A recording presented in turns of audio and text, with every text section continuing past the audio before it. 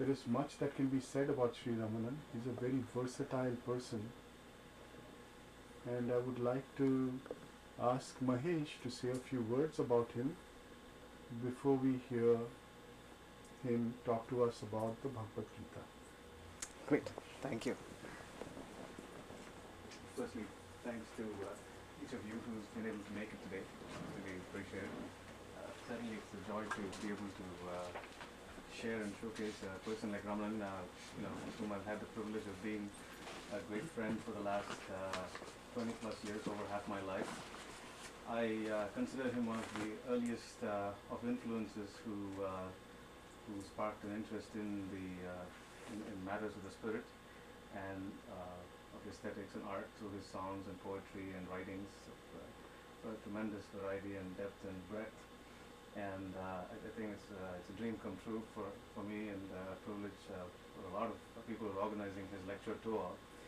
He was in Canada, and he spoke on Canadian radio and TV and all that through the power of his old friendships, and who appreciated him. And finally, his time to sort of present his works here has come, I think, and so it's wonderful. And just as a brief profile of who he is, he worked for a leading newspaper in India for about 28 years and rose to be a regional manager of the Hindu. And subsequent to that, he took early retirement to pursue his dreams full time of being being a lecturer and a poet, etc., and compose his own works. And so that's his current mode is as a full-time writer and speaker. And so he's able to devote a lot more of his time to these things now that doesn't have to work because his children have grown up and everything. And so he's in a nice position in his life. So with that, without holding up the beauty of the talk anymore, let me hand it over to Ramanan here.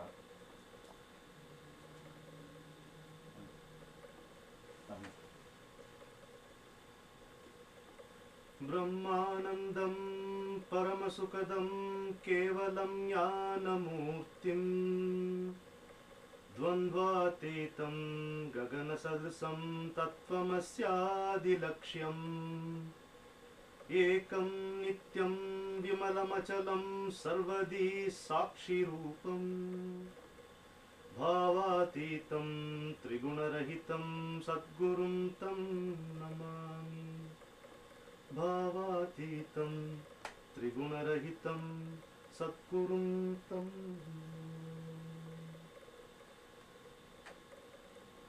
My hearty greetings to all of you.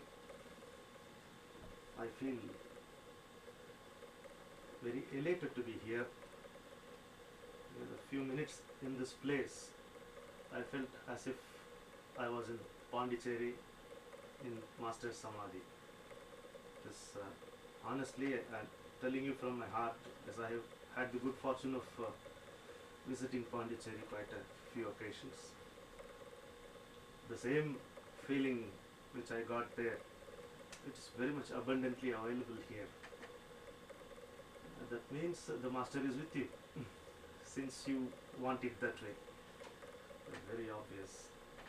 I can never forget the gentle fillip he gave to my pranayam when I had a hiccup in 1986-87. It was as if you were sitting there. It was like that, just like that it happened. I felt the same way here. So first of all, I'm grateful to all of you for this wonderful happening. I'm not a speaker, I'm only a talker. You will very shortly find out. I have come here only to share the little joy which I carry in my tiny heart. By sharing it, it is double. It's only a matter of sharing and learning. Like a honeybee that steals honey from every flower, I steal right royally from everyone whom I come across, from anything and everything that I happen to see. No flower ever complained of having lost a drop of honey. But the bee always stood to gain. So that is why I am here.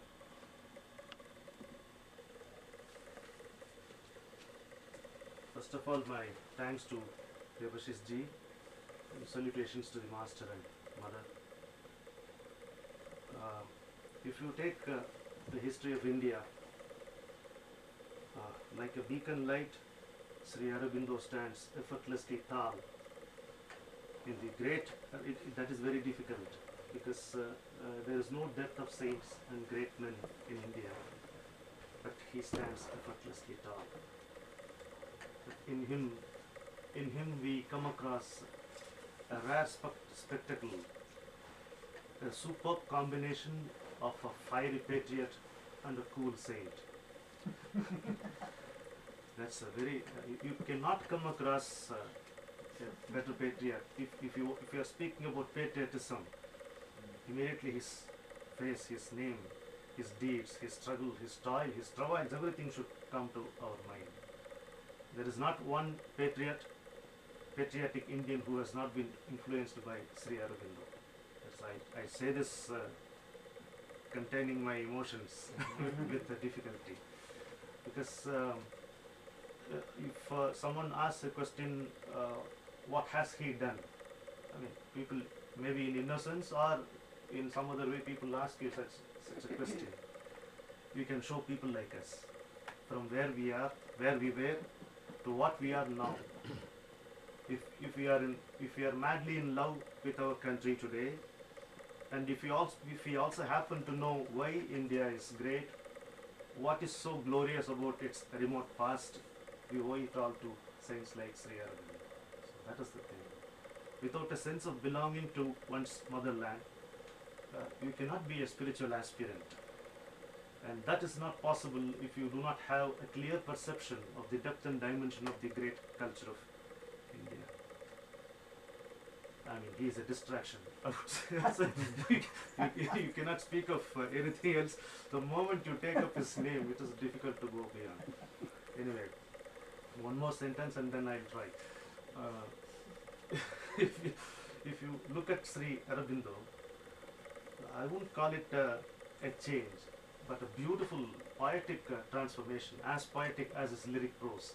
That is the patriot, and then a transit point, the Alipur prison, where Swami Vivekananda chose to visit him after he had left his body, and where the Lord himself, Lord Krishna himself, granted him a grand darshan, which not only changed the course of life of Sri Aurobindo, but the destiny, the destiny of India and mankind in an important way underwent a change at that moment. This is what, because for him there was nothing to get after a point, because it is a misconception to believe that rishis sat in tapas for thousands of years for their self-realization.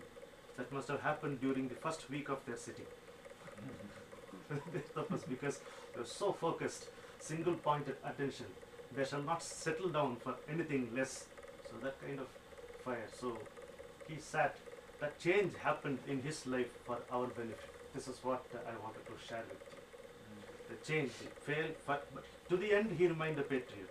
You can come across his letters from 1893 to 1950. The letters which he wrote to Gandhi, of course, unfortunately, they were not taken seriously. That is our destiny. So that's a different matter altogether. To the end, he remained a patriot and a saint in one. You can never separate, you can never get India out of him. Because he was the quintessent Aryan of yore. That was Sri Aurobindo. So, from the patriot, the transit point, the changes which happened in Alipur prison, and to the saint, the master, the grand master, whom all of us know. We are basking in his aura very happily. It is our right to bask in his aura. And we shall also remember that it is not a privilege but a responsibility. So that is how life with any master should be. I shall stop at 3:45, 3:50. I'm talking to myself. Somewhere I think, Ramananji, we have time till about 4:30. Okay. So we can actually, maybe as long as you want, and then we can ask you a few questions if you're open to it. I would put it this way. Let this not be a lecture or a talk. So it's combined study or combined discussion. You can interrupt me at any point of time. if you want to add something, if you want to clarify something, or if you find that what I say is not correct, please feel free to. You will be doing me a service by correcting. So no one is under any obligation here. I am obliged to you for this opportunity.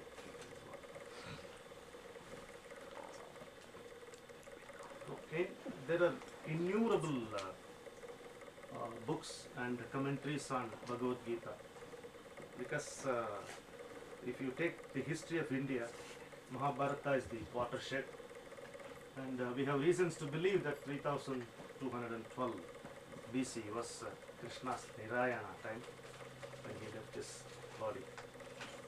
And in a significant way, Bhagavad Gita, the concept or the core theme of Bhagavad Gita influenced the thinking of entire mankind, because it is secular. It has not conformed itself to any cult or religion. It just showed a way of life which any individual belonging to any station in his life can pick up. So that is the beauty of Bhagavad Gita. As it always happens, commentaries can never be complete. When you try to comment upon a work like Bhagavad Gita, it is only your perception and how much of it we can see. If we peep through the window, the sky is window size. The sky is the size of the window. But sometimes we forget that the sky is not confined to the window frame. Commentaries are like this. Subramanya Bharati, the great poet of Tamil Nadu, who received Sri Aurobindo when he landed in Pondicherry. One of the greatest meeting, one of the greatest. You can picturize it, my hair stands on its head. Two fires meeting each other, and they become a lamp of wisdom. That is what Sri Aurobindo learnt Tamil from Subramanya Bharati. Bharati learnt Vedas from Sri Aurobindo. Together they studied, discussed at length. They were the salad days in the history of this country. Is a diversion, I tell you. So, there are any number of commentaries about Bhagavad Gita. We have this difficulty. Each one contributing. We'll take it like this. They are contributing their own viewpoint. But my master used to tell me, your viewpoint is determined by your point of view. From where you look at things. So that changes the angle, that changes the perception, entire perspective. That is why Sri Aurobindo's explanation on Gita stands apart. Because it is difficult for human beings, ordinary human beings, to have an all-encompassing, comprehensive understanding of Bhagavad Gita. It is almost impossible. Unless Bhagavad Gita happens to be first-hand knowledge to you, it will be difficult because you cannot approach it through the intellect. It is a teaser. It teases your intellect with an audacity which is matchless. If you submit, of course, it reveals itself to the extent you can handle. When someone asked Ramana Maharshi, when he was 40 or 42, Bhagavan, you are not very old, but how come your body is as if it's a dilapidated house or something like that? He said, what can I do? An elephant rushed into the hut, he said.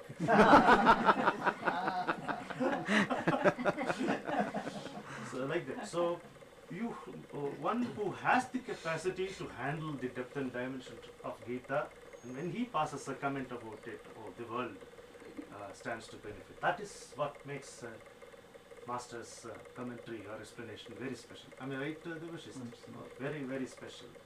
Because if you go through the general feeling about Bhagavad Gita, two extremes we have. In one extreme, it calls, the beginning is, it is called the Handbook of Wisdom. The other extreme, they say it is warmongering philosophy. That is also there. That theory is also very, very soundly established by them, and they have their own way of quoting or misquoting from Bhagavad Gita to establish their theory. So on one hand some people call it handbook of wisdom. On the other hand, it is thought of as a warmongering philosophy. And most of us feel that it's a virtual guide for conducting our life in a meaningful way. The otherwise mundane life of drudgery assumes a meaningful hue through Bhagavad Gita. This is another view. Another view is a book of methodologies to lead life in this world of action without getting caught in the mire of consequences. Every action brings in its wake a spate of consequences, whether we want them or not. So, Bhagavad Gita is truly considered to be a book of methodologies to lead life in a particular way, where we don't get trapped in this maze or mire of consequences. But the interesting thing is, Sri Aurobindo will have none of these explanations. Will have nothing to do with all this. That makes it very special. And like if you call Bhagavad Gita a teaser, then he is a worse or better teaser. I mean, I leave the coinage to you, because till the end he doesn't tell you why he doesn't accept these viewpoints. He doesn't decry them. He doesn't criticize them. He doesn't brush them aside. But he says this is incomplete. This is incomplete. Slowly he builds up an argument. Why? That is beautiful. Because these concepts, these ideas, though good and though they are born out of good intentions, are incomplete. Some are half-baked, some are absurd. Let him go. Please come. Please come.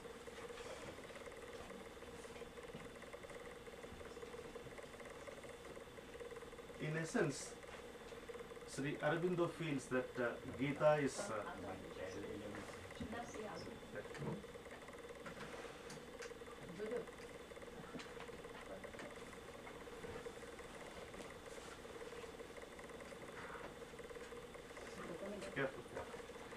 Doreen, No, 20 people are going to go to the meditation room. So you put it here. I will move a little.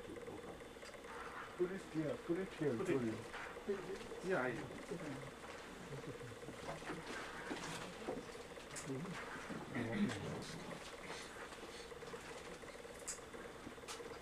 Devashish, can you open the back door or not to the room, meditation room? Which back door? To the meditation room. Can they come around from backyard? No, they don't know. They are new people. They will come from here only.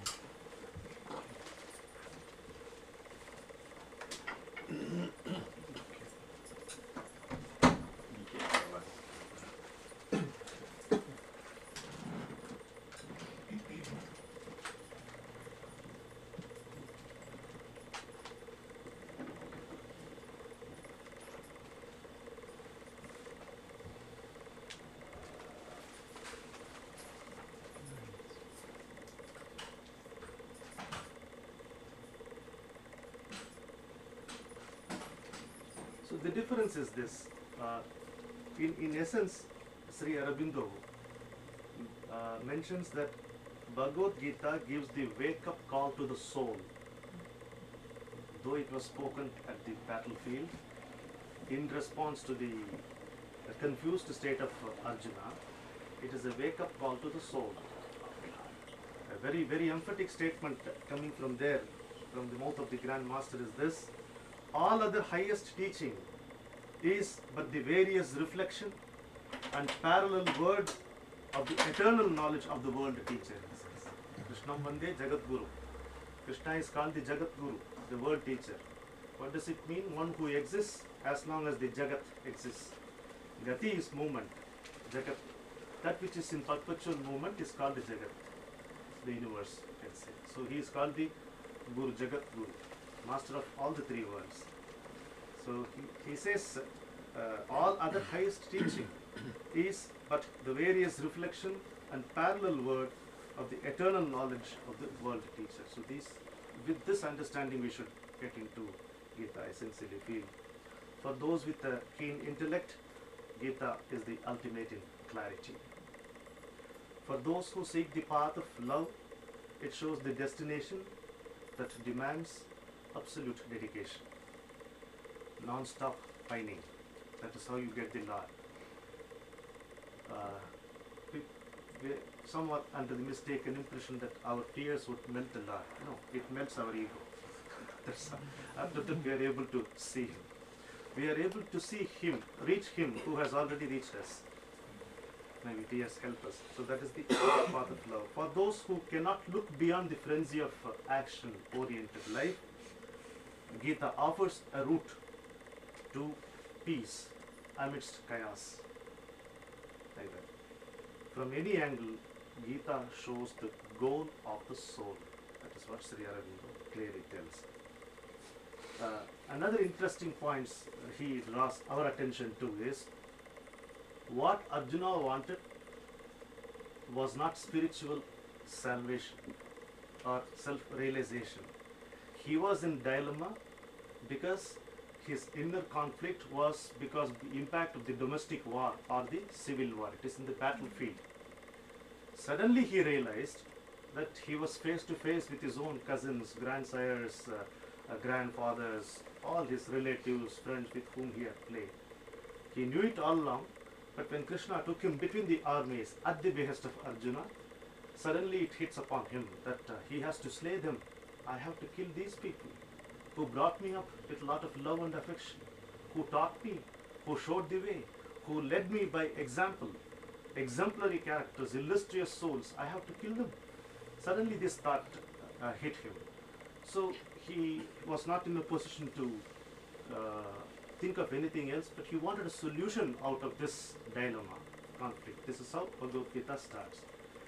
But Sri Aurobindo's description of Arjuna is very, very crucial here. Before we take even 3 or 4 slokas, that is very, because this was a revelation to me. That is why I'm telling you, reading him was a revelation. According to him, Arjuna represents the struggling soul who has not received the highest knowledge. At the same time, he has grown fit through an increasing nearness to the divine in humanity. That is, I'm just quoting Sri Aurobindo. He has grown fit to receive it through an increasing nearness to the divine in humanity. Divine in humanity is Krishna. The Lord was before him in flesh and blood. Again, it represents a strange paradox, strange problem which affects all of us. We cannot comprehend the abstract, and if it comes down in a form, we cannot accept it. That is the problem with our human mind. If there is something beyond mind, if people tell us, there is no way we can comprehend it. It's beyond our ken. We say a nice word we use and dismiss it. But okay, if it out of its causeless compassion it comes down, burns a body, it's not like us. So that is the problem which all of us face, and the same problem Arjuna also faced. This is what Aurobindo wants us to see very clearly. He only wanted a solution at that point of time from the conflict. He did not seek self-realization, or he did not want any spiritual goal. But all the 18 chapters of Bhagavad Gita, 700 slokas, if you see, Krishna is talking only about spiritual realization as the end. He is holding on, Arjuna is holding on to his question, a way out of this predicament. Krishna is holding his point of view, that soul, self, like that. There are occasions where Arjuna loses his cool and patience and talks to Krishna. Why are you confusing me? He is asking. It is very well recorded by Vyasa. Why are you confusing me? On one side you say that the knowledge is the highest, on the other side you say action is better, superior to knowledge. You are confusing me. Tell me clearly which is better. Like that he asked him. Of course, how could Krishna lose his cool? The coolest one is. So he explains to him, if you take a close look at Bhagavad Gita, you will realize that the Lord has played at least 18 roles in 18 chapters. Without contradicting, without any contradiction. None of what he speaks in one chapter contradicts the other, though it is not the same. And it is the same. That is how it is. when he talks about bhakti or devotion, he holds it as, he offers it as a path, a brilliant path. We are almost convinced that there could not be anything else, any other route which could be greater or sweeter than bhakti. No doubt bhakti is sweeter. Sweetest is devotion. What is bhakti? What is devotion? Faith in the unknown. Why do we believe in God? Because He is invisible. Faith in the unknown. Think about it. Faith in the unknown is bhakti. That is what is called devotion. And then when Arjuna asks him, when he speaks about karma, that is the way of life through action, we are totally convinced that this is the best. Not even in one place Krishna has mentioned that this is better. He wouldn't have wasted, the Lord would not waste His word, like that. He has never mentioned anywhere that this is greater than that, this is superior than that. But stages He has mentioned. To you, this is the best. Slowly He builds up. He draws his attention and He builds up slowly. And another important caution which Sri Aurobindo has given, if you want to read Gita, is this. He says, Gita is written in plain terms. That is the thing. When we talk about commentaries, we should remember. Gita is written in plain terms and promises to solve the great ethical and spiritual difficulties which the life of man raises. And it will not do to go behind the plain language and thought and rest them to the service of fancy, he says. Do not misinterpret. That is the essence of this. Do not put your viewpoint. Try to understand what it has got to say. That is what the Master says very clearly. Arjuna was not an ordinary man, but not a great one in the spiritual sense. How a superb character description is given by Sri Aurobindo. He says Arjuna was emotional, sensational, moral and intelligent, not habituated to any profound or original reflection. When we say emotional, sensational, moral and intelligent, we feel, oh yes, it's good compliments, good compliments are given. Not habituated to any profound or original reflection. My goodness, what? This is the difference between a good man and a great man. A good man and a great man are worlds apart. Why? Universes apart. It's not that easy to be great. One has to be extremely focused to become great. Unless you are a good human being, you cannot become a superhuman being. In a slush, the more you try to kick off for a takeoff, you get deeper into the slush. What you require is a solid concrete platform, and then you can soar into the skies. No bird flies too high if it soars with its own wings, they say. So that is how it is. Then he also says Arjuna, of course, was not a slave of his passions. He was moral, ethical, and he lived according to the law of his time.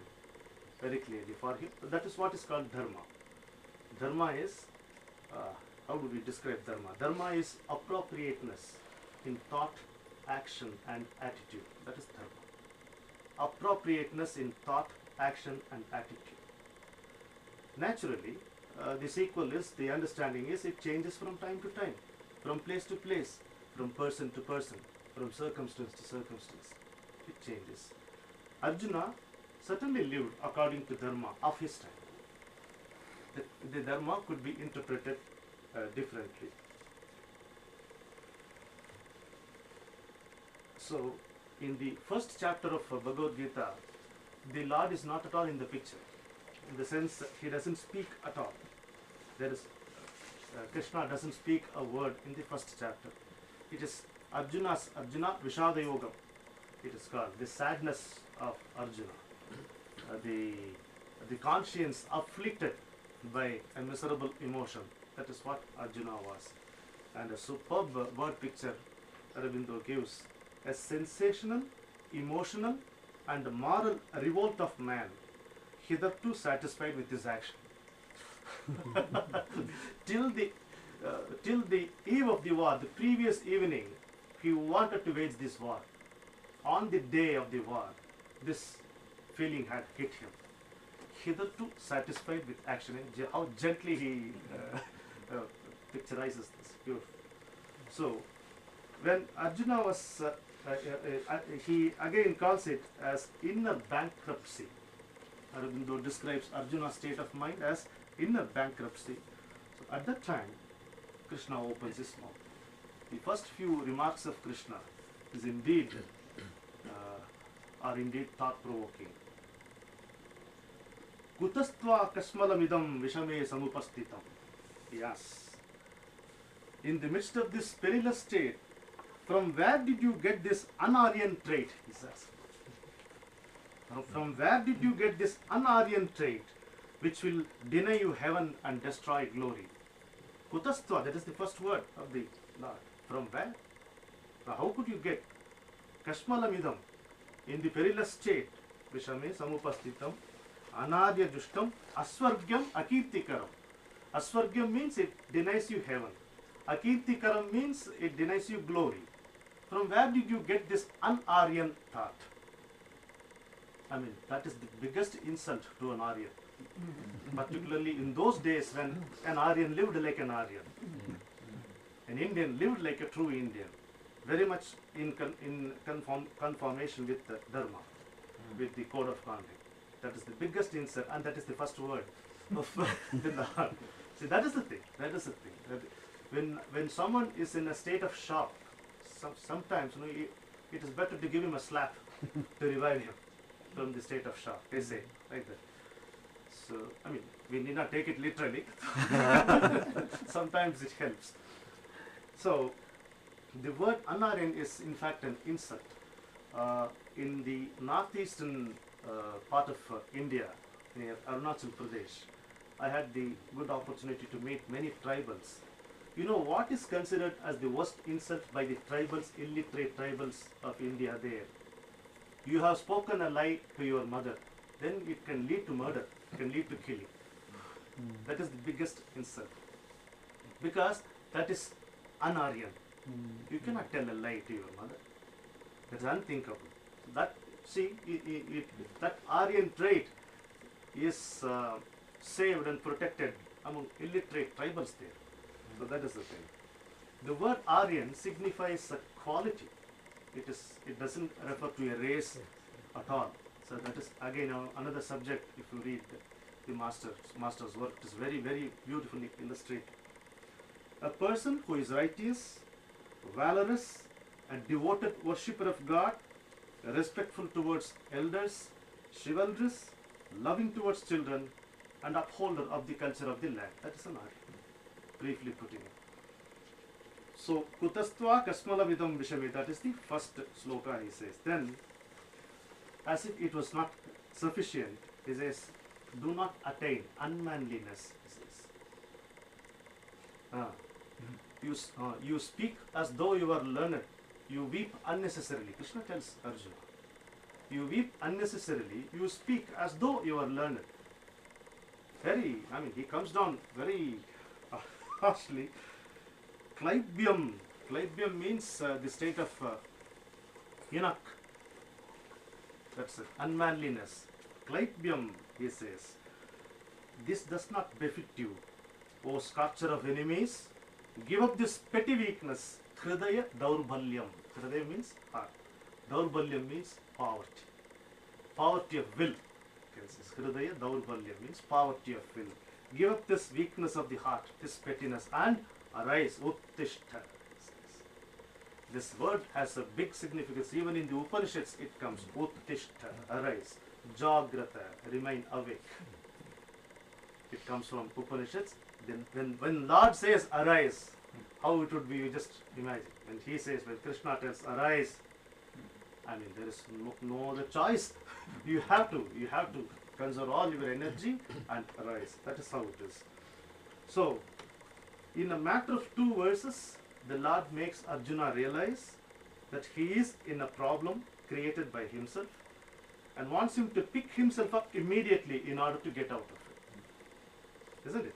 It is only then that he starts expounding. Even there he offers the ultimate solution at the outset. He speaks about self-realization only. it required many more verses from the Lord's mouth for Arjuna's confused mind to understand his way of approach. So all of us come to understand the original truth, ultimately. That is the thing. We think we somehow, when you live closely with a master, you often feel, the disciple feels that as if the master has spoken the truth ultimately. No, it is realized ultimately. He speaks the truth at the first instance itself, because it is the truth which speaks. It is not as if he speaks the truth. So the important message is given in the second chapter itself. That is very clear. Elevate yourself by yourself. Uttaret atmana atmana. Elevate yourself by yourself. No one can give us happiness. If you want to be happy, you have to be happy. That's all about it. It sounds like a joke, but seriously, that is the fact. Because if you depend on an external agency for happiness, that is going to be short-lived, isn't it? You have to declare that I'm happy. My master used to say it very, very nicely. Peace is happiness. Happiness is not peace. Think about it. Peace is happiness. Happiness is not peace. Contentment is the threshold of peace. One must be content with what one has and also with what one does not have. That is contentment. Contentment is not sufficiency. You must say with a hearty laugh, I have enough troubles, I am content. You should say. That is contentment. That is the Aryan trait. That is the sign of peace. You know why? Because this is very important thing. Peace belongs to the realm of the soul. We often hear the terminology peace of mind. It's a misnomer. Mind, the very nature of mind is perpetual movement, non-stop movement. I mean, you might have read, I'll be carrying coal to Newcastle if I say this, but that Vaishnavite gentleman told Sri Aurobindo, have you wondered, have you observed? Thoughts come from outside. If you want, you contemplate, he said. In a matter of a day, Sri Aurobindo realized thoughts do come from outside, not from him. In a matter of a day it has happened, and he writes on himself. Is a superb book that every spiritual aspirant should read. God only knows how many copies I lost. The word that you speak, the rangoli that you put, the book that you lend, they never come back. They can never be taken. My illustrious father used to write on his books those days, steal not this book for fear or shame. Turn up and look at the owner's name.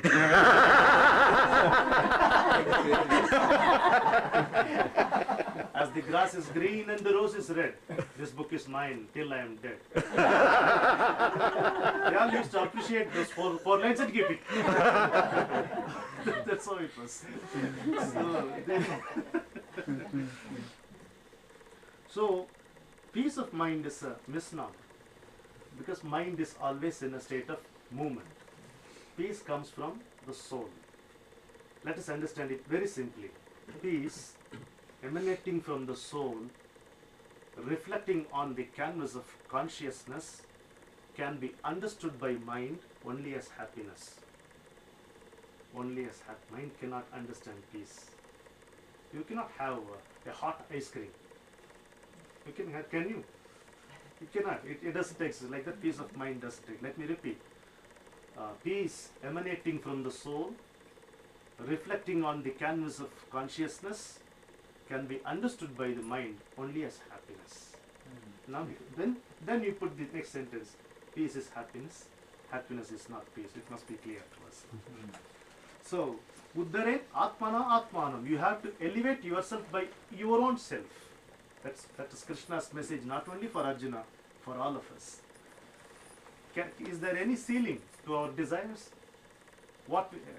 Is there any landmark or a watermark where you can say, oh, this much money is sufficient for me, this is enough for me? Who can say? Give me $1 million, in 15 minutes I can spend it. Isn't it? Water finds its level. As simple as that. But can it give me happiness? Certainly not. If at all it gives me happiness, it could be short-lived. As soon as I indulge in pleasures, as soon as they are over, the happiness is also gone, and in the wake of happiness, misery also comes. Very sadly, the intermission between sorrow is mistaken as happiness by man. That is it. So destiny is always having a hearty laugh at us because of this. There are masters who stood, and looked destiny in its face. When he was gripped by the fear of height, Sri Aurobindo went to the terrace and stood on the parapet wall. Let me face fear face to face. That moment fear was gone. What makes them masters? They were not born this or that. They were born as ordinary, average human beings. And they rose to extraordinary heights, providing inspiration that we could also, if we could emulate them, if we could accept their experience, if we show a keenness in following the path left behind by them for our own sake, we can also reach those. They are not dizzy heights, they are very clear heights. If you get on top of a tree or a tower, it is dizzy, but the height of wisdom is not dizzy. You are very steady there. That is what Aurobindo. Uddaret atmana atmanam. Elevate yourself by yourself. You should not demean yourself. You should not demean yourself. That is what Krishna says. You are your own friend and you are your own enemy. What sweet words from the Master. You are your own friend, you are your own enemy. Unless you permit, disturbance cannot happen. Unless you permit, elation cannot be experienced, isn't it? You call it elation, depression, joy, sorrow, pain, pleasure. It is all in accordance with the amount of permission which we are in a bath or anywhere. God is certainly present everywhere. He is not confined to a temple. Wherever you are, be sure your master is with you. That is the faith. That is the experience. So how do we achieve experience? There are people who say, if I get an anubhav, experience, then I will have faith. And some people would tell you, you have faith, you will get experience. In reality, faith is the experience. Nambike anubhav. Faith is the experience. Because that leads you to surrender. What is the difference between faith and surrender? In faith there is expectation. In surrender there is no expectation. In faith there is you and him. In surrender you jump into him. Isn't it? When Draupadi was insulted in Buddhi Darbar, in the court of the blind king in Mahabharata, what she would have thought that brought Krishna to save her instantly? Think about it. Did she sing in praise of Krishna? Did she pray to him this or that? No, nothing. If this is all right for you, it is okay with me, she would have thought. That's all. If this is all right for you, Krishna, it is okay with me. That instant she was saved. That is surrender. You want to throw me into an ocean where you want sharks to bite me? If that is all right for you, it's okay with me. You expect nothing from him. You will have all of him. Not only God is available for all, but all of God is available for everyone. That's what my master used to say. So that is how it should be. Get him fully. You go to a super mall and get a small pin. Why should you visit a super mall? Have whole thing unto yourself. Then Satkara Sevitam, total dedication. This is how practice is done. And what is Vairagya, non-attachment? There is a beautiful explanation in Patanjali Yoga Sutra. Drasya Anasravika Vishaya Paitrishnya iti Vairagya. Explanation for Vairagya. One should remain non-attached to the things pertaining to this world and the heaven. That is Vairagya. That is how we should live. This is possible only through a clear understanding of the ephemeral nature, fleeting nature of life itself, the world itself. Otherwise it doesn't come. You simply ask somebody to be like this, you remain non-attached. What will our children understand of this? It sounds as nonsense to them. and they are right if they feel so. That's not the way to approach Vairagya. We should tell them that nothing in this world is permanent. The world is but a bubble. Our life is fleeting. It is something like a small drop of dew precariously sitting on the blade of grass. Isn't it? But before it merges into the atmosphere, does it not reflect the entire glory of the sun? Does it not? பனித்துளியின் வாழ்வெல்லாம் சில நேரம் என்றாலும் கதிர் ஒன்று முத்தமிட காத்திருக்கும் எல்லாம். It might live only for a moment, but within that moment, does it not reflect the entire glory of the sun with all its splendorous colors? That is how we should live. We know that life is fleeting, that there is no need to be depressed about it. There is no negativity. It's only a fact of life. In that short moment, we'll make the best use of life. Mere existence is not living. Life is lively existence. By adhering to something noble, something that would benefit us and others, like the mundane existence is converted into lively existence. That is the life which we have lead. So that is what non-attachment is all about. I think I will stop here. It's 4:20, but we can have the interaction. Because I have so many slokas, but I think we will hear from you.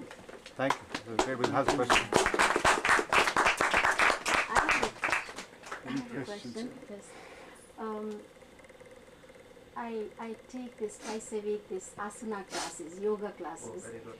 So at the end of the class, the instructor, who is a non-Indian instructor, will do meditation with us, and then she will say namaste, and everyone says namaste. So one of the American students came to me and asked, what is the meaning of namaste? I would like you to elaborate, so maybe next time I can say a little better. You know? It's very simple.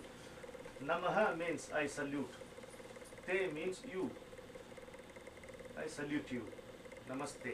That is how it is. Another beautiful thing is attitude and action. Bring them together. That is harmony. This side is attitude, this side is action. Bring them together. Jnana, wisdom, yoga, way of life. Bring them together. What is inside? Nothing. That is God. Namaste. Very nice. In our yajna, in fire worship, when they offer ghee into the fire, chanting a mantra. Agnaye idam namama. This belongs to Agni, namama, not mine, it says. That is how it is done. Indraya idam namama. This belongs to Indra, not mine. That is how it is done. Attitude and action. Jnana and yoga. Happy blend. Jnana always dominates. When Aurobindo talks about yoga, it is not asanas. He was a master of asanas once. Higher level, integral yoga. That is why when you read his essays on Gita, revelation. What is the best thing that can happen to us when you read his explanation on Gita? A collapse of concrete structures in us and fresh air coming from all directions. That is what was his yoga? Bhakti, jnana, karma, all put together. That is the integral yoga. Nice question. I never thought about it. When you said namaste, suddenly it came to me, attitude and action. Well, in a simple word, I just told her that I'm bowing at your soul. Yes. No, The soul in you. yeah. The God who is present in you as right, soul. right. That is So Devashish, as he was talking, I just realized that I heard him once before in Madras, Oh, and you are, the name misled me. You are Venkatraman Venkateswaran. Venkateswaran. from Hyderabad at that time. Right. Yes. And so there was a Ramana Maharshi birthday celebration in Mylapore, Oh. and he came with his arm in the cast He flew from Hyderabad that day. Yes, yes. And his talk was just phenomenal. I mean, the Tamil poetry was just gushing like waterfalls from his mouth. I just realized it, and we are really we are indeed very fortunate to have him here. I'm My sure good fortune to meet this is all of you. wonderful. And he felt extremely That day- bad and sad that I couldn't make it to your Yes, house. she was there visiting the saris. She was buying saris there, and here I am. And that day the I Ramanan. didn't know that he was going Oh, to the I lecture. just kept on telling you that you missed a very good. There are 3 or 4 great talks that day. Yes. Very nice. Thank you. I'm glad I compensated for Thank my you. loss now. But my next question is, are you going to give any other lecture in the area? Yes, tomorrow at Sanatan Dharma temple at 10:30 on Sanatan Dharma, and on Tuesday at Komal's place at 7 p.m. Okay. on I guess spiritual living is the general idea. That's Any other Yes, questions? Yes. You, first of all, very inspiring. Very, very inspiring. So you talked about the importance of the first words. What does the chant, the invocation, mean? Because I don't understand Sanskrit. Oh, And my you first, chose that, yeah, yes. yes. That was addressed to Guru, the master. It is from ancient scripture. Brahmanandam Paramasukhatam Kevalam Jnanamurti. Brahmanandam, the bliss of Brahman. What is Brahman? That which pervades all, and that which cannot be confined to any form. That is Brahman, which is you, which is me, which is anything and everything. That is how the Guru is addressed. Kevalam Jnanamurti. He is embodiment of pure wisdom. Dvandvatitam. He is beyond the concept of duality. What is duality? Will I get it? Will I not get it? Will this happen? Will it not happen? Birth, death. This is duality. Dvandvatitam. He is far beyond duality. Tattvamasya lakshanam. Tattvamasya, you are that. The what? The what? That they say. He is the goal of that. He is the beacon of that tattva. Tattva means principle. Ekam is one, is not many. Guru is one. Ekam, Nityam, permanent. Vimalam, Achalam. Vimalam, blemishless. Achalam, immovable. Sarvadi Sakshi Bhutam. He is the grand witness of everything. Bhavatitam. He is beyond, Bhavatitam is beyond imagination. He is beyond imagination. Bhavatitam. Triguna Rahitam. He is beyond all the 3 gunas, that is Sattva, Raja, Tamo gunas. Bhavatitam, Triguna, Sat Guru. Sat is truth, Guru is master. Guru is one who takes you from darkness to light. That is Guru. Sat Guru, Tam Naman. I salute you. Very nice. I am happy that you asked me this question. So what is more elevating than thinking about the Guru, thinking about the master? Yes, sir. Following up on this, Yes. When you did that, when you sang your initial opening, I was struck by, even though I didn't understand the words, by the sort of mantric power of it. And I wanted to ask you if the Gita also, in its original, if, as a poet and so forth, can it be sung? Does it Gita? allow? Yes. Various spiritual schools coming up, all these things we are seeing, but they will not go change. Change is the only constant factor, as you always know. When it happens, there will be a lot of unpleasantness, but the aftermath will be good for humanity. The work cannot go waste. Any other questions? Anybody? Is it known who wrote the Gita? Is it known? Excuse me. Is the author or authors of the Gita? Is there any sense of who they were? I mean, to have this incredible, it must have been Yes. a culture that was very Yes, high. very advanced culture. Yes. Yes, and on the one hand, you are thoroughly impressed by the degree of their spiritual achievement. On the other hand, you are amazed by the degree of civility. It is a very high degree of civility. We come across several instances where the disciple had differed from the master, but there was no conflict between them. Jaimini differed from Vyasa. Yajnavalkya differed from his guru. Then, but there was no conflict, there was no personal animosity between them. That amazes me. That is because for them the purpose was learning the ultimate. Ramanan, the question was, there's authors, Krishna spoke the words. Yeah. That's one authorship. Yes. The words were recorded by Vyasa. Yes. Any other, I mean, these are the two people it's attributed to. And I think it might be worthwhile to point out that Krishna is supposed to be a historical entity and not a character in a play. Yes. Lord Krishna is certainly a historical entity like Rama was. It's not a drama or dialogue. Find place in history books, but it's a sad thing. Because Indian history, unfortunately, was not written by Indians. That is the thing, and for us the faith was more important. We did not go after recorded evidence and all that. So that was the problem. Are there any archaeological No, records no, or only anything scriptures of are that there. culture? Scriptures are there. See, Vedas were not written, but they are still preserved without any interpolation. Amazing, isn't it? Passed orally. Yeah, oral tradition, from word to mouth, mouth to ear, like that. Word of mouth had spread. And the same thing, there are no difficulties in so far as the Vedas are concerned. We have lost quite a few of them, that's a different thing. But what exists without corruption.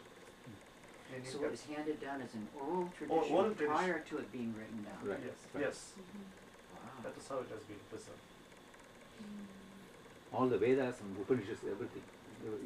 They must have been specialists then, trained to Yes, precisely. they dedicated their lives for that. They had no agenda for their life except this. Like that. It's probably the only cultural civilization that has stood through continuously through time. There are so many different empires and civilizations. that have Cultural disappeared. continuity. Yes, Has been- cultural continuity is exclusive to India. Even though in spite of so many problems that the country has been facing, Invasions and all that. invasions, physical invasions, intellectual invasions, conceptual invasions, all this, still it has survived the test of time because of the depth of its culture. It always has something to give, share. Yes, madam, you are about to ask something. Yes. When you describe the drop of dew on a blade of grass, reflecting the sunlight, is that from a quotation or was No, that it's from this little mind. Oh, that's beautiful. So the words in Tamil that you repeated, is that from one of your own poems? No, that is from Kannadasan's poem. From a cinema song.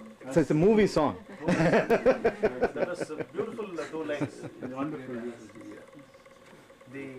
The girl who is longing for Krishna is singing. Panittuliyin vaalvellam sila neram என்றால். Even if it is only for a few moments that the dew is going to live. Kadirvandu muttamida kaattirukkum, it pines forever for the sun to come and kiss it. It's not into oblivion, it's unto itself, unto the sun, merging into the sun. That is all. Closing song. Song. Because he's a poet, musician, speaker, writer, etc. I'd hate for anyone who came late to miss his musical talent, and it will be great if you can just close out also with a small song on Krishna. Yes. I'll tell you. I'll first describe for their benefit and then. It's your own composition, Ramanan? Yeah, my own composition. Chinna Thiruvil Engum Vannakkolam. In the small lane, it is full of rangoli. I don't know how to put it. It's sort of colored designs. Color designs On the we floor. put at the entrance of every house. That's a tradition we have. In Ullamengum Kandru Kutti Thullal Podum. My heart is today like the jumping newborn calf of a cow. Velli Nilavum Vandu Kayil Kulavum. Even the silvery moon will come and cuddle in my palm. அன்று விட்டு சென்ற பாடல் என்னை கட்டி புரளும். the song which left me then, today is embracing me. Why? Nandalala, oh, a little fellow from the clan of Nanda, Ni Vandadala, is it because you have come? Unnai Tandadala, is it because you gave me, you gave yourself to me? Yennai Kondadala, or is it because you have taken me? Chittirattu Kuyil Vandu Muttirai Tarum. The painting has become alive, and it is all the stars have become words, wonderful words today, and they don't allow me to turn here or there. They want their my entire attention on them. Achattiram attanayum acharangala ennai nagara vidamal oru kavadiyal mottu malarum adil maunam manakkum.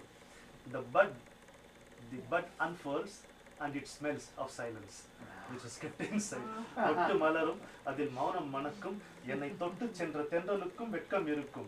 The breeze that touched me and went by, you check it, it will be blushing by now.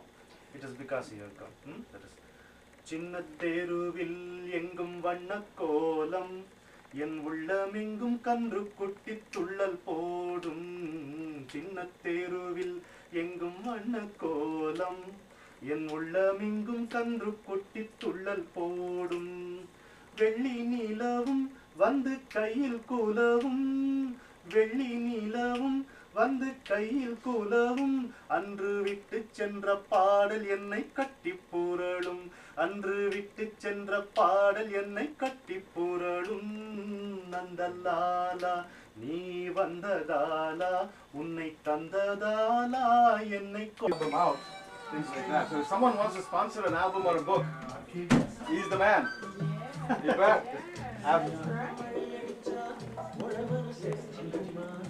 It's all Tamil, you know. That's the Tamil Nadu is where Sri Aurobindo finally settled down. So you know, there's a little joy in being, you know, from Tamil Nadu in that sense.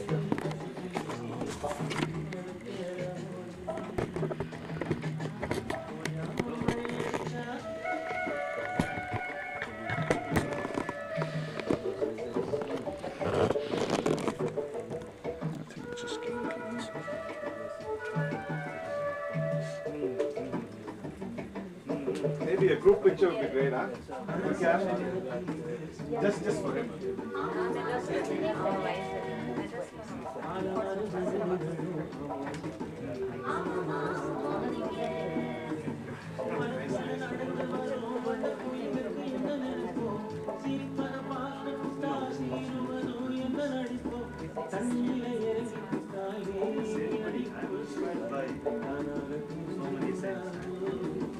Devotee of the Lord. Very small fellow.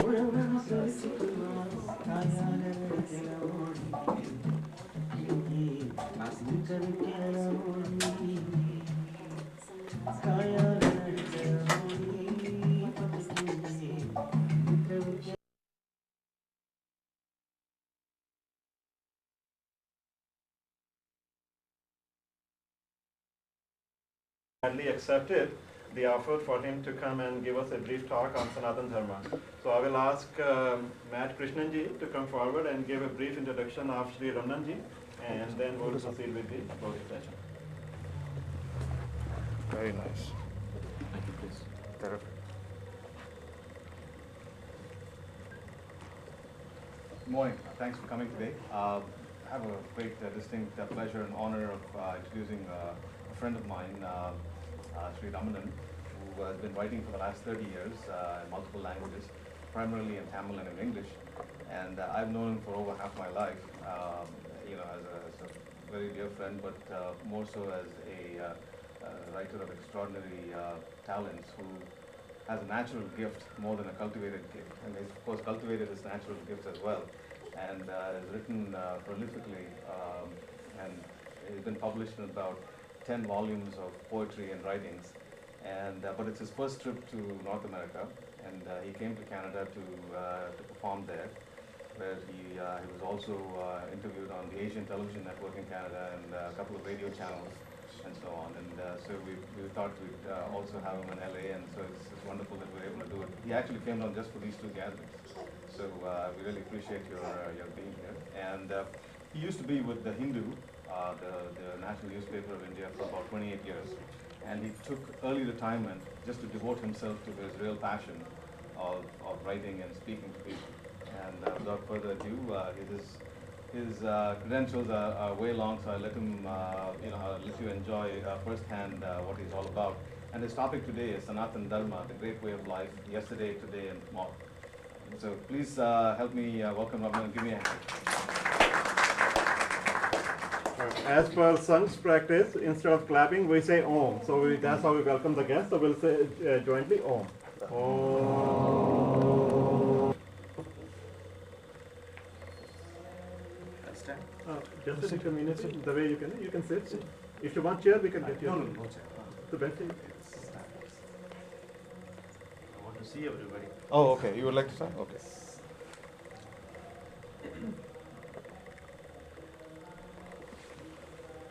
Close.